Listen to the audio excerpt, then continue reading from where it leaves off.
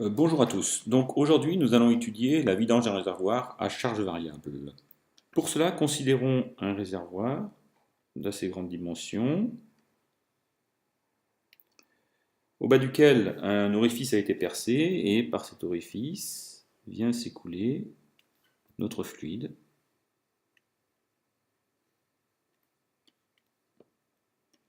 qui est un fluide que l'on va considérer comme étant parfait.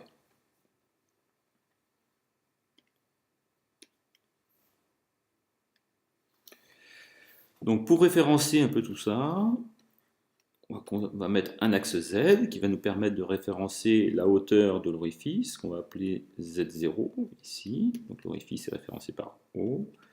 La surface libre, elle, va être référencée par une hauteur Z de E qui correspond à la hauteur du point E, un des points de la surface libre. Et on va pouvoir appliquer en fait le théorème de Bernoulli sur la ligne de courant entre E et O. Il dit tout simplement que la densité d'énergie sur toutes ces lignes de courant est conservée, ce qui s'écrit tout simplement que la pression au point E plus l'énergie cinétique, ou la densité d'énergie cinétique si on veut être très précis, plus la densité d'énergie potentielle au point E, ça nous donne la densité d'énergie de la particule de fluide en E, est égale à la densité d'énergie au point O.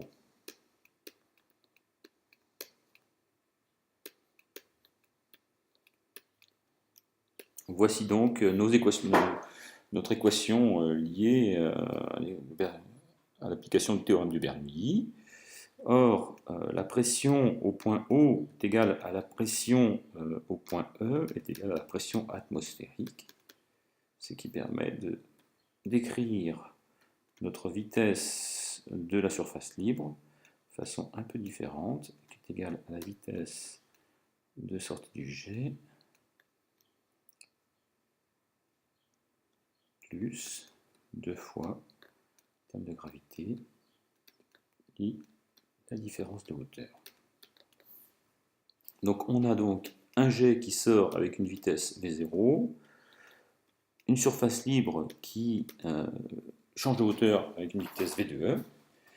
Et ce qui va nous intéresser maintenant, c'est d'exprimer simplement une seule vitesse. Pour cela, on va pouvoir regarder la conservation du débit.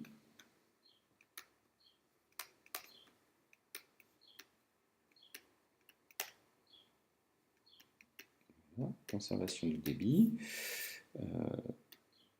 Tout simplement que la vitesse de la surface libre que multiplie cette valeur de surface libre est égale à la vitesse du jet sortant de l'orifice que multiplie la surface de l'orifice. Bien. Deuxième.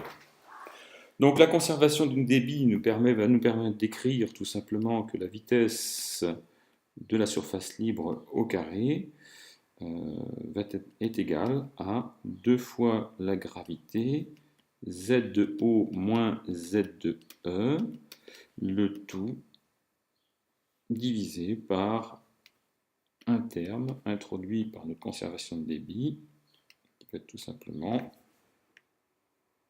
S de E sur S de 0 au carré.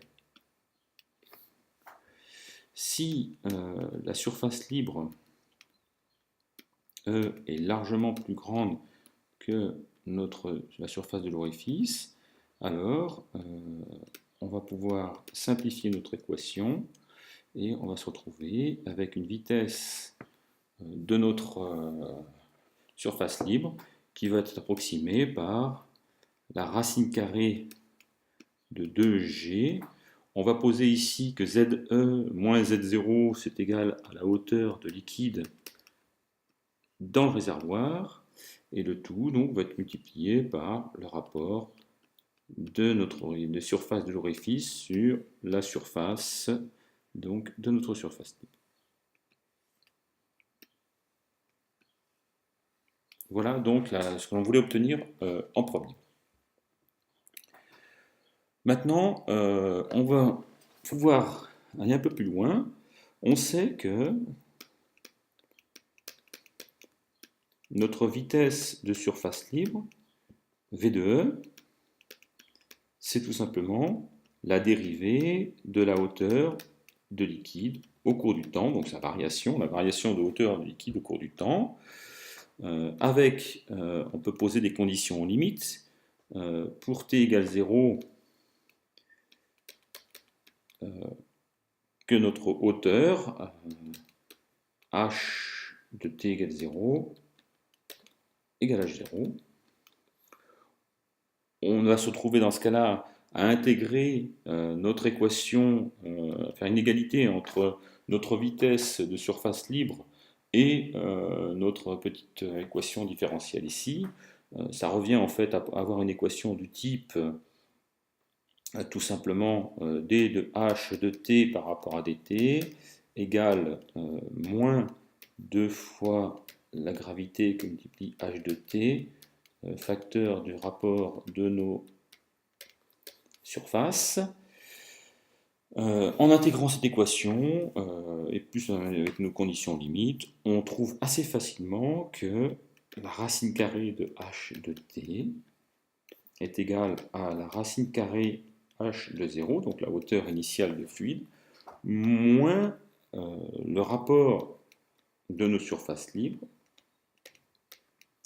que multiplie un terme qui est égal à la racine carrée de g sur 2, multiplie le temps. Donc cette solution ici est très intéressante. Elle nous permet d'avoir l'évolution de la hauteur du fluide dans le réservoir en fonction du temps. On peut assez facilement tracer cette solution puisqu'elle est linéaire.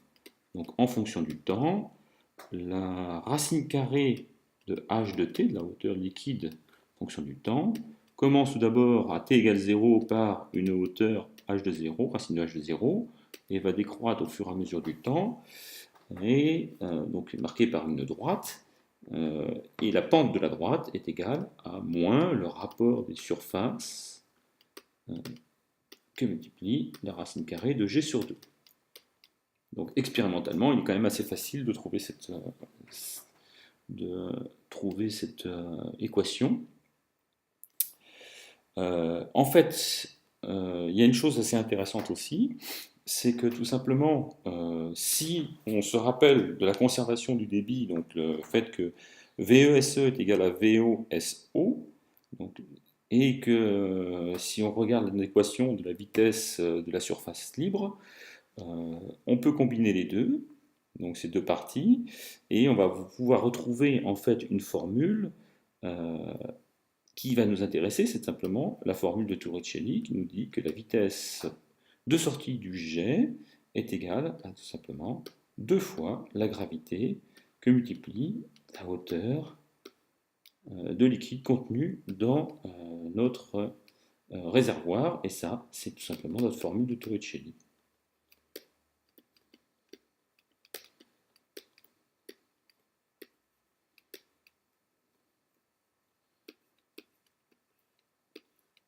Alors, ce qui est encore plus intéressant, c'est que maintenant qu'on en a cette formule de Torricelli ici, on peut aussi tracer cette évolution donc, dans notre vitesse de sortie du jet en fonction du temps. Elle ne sera pas très très compliquée, elle aura à peu près la même forme que celle qu'on a tenue pour la hauteur ici.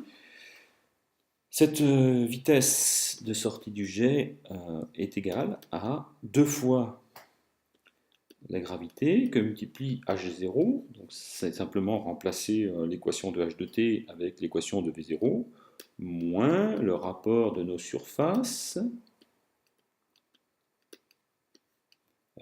que multiplie g et que multiplie le temps. Donc là ici on a une formule explicite et permettant de définir notre vitesse de sortie du jet en fonction du temps. Et ça va nous donner tout simplement, tout d'abord, initialement, le jet va avoir une vitesse égale à 2 fois la gravité, la racine carrée de 2 fois la gravité que multiplie la hauteur initiale, elle va décroître en fonction du temps, Et pareil, le coefficient de la droite, c'est le directeur, c'est tout simplement notre rapport de surface qui multiplie la gravité.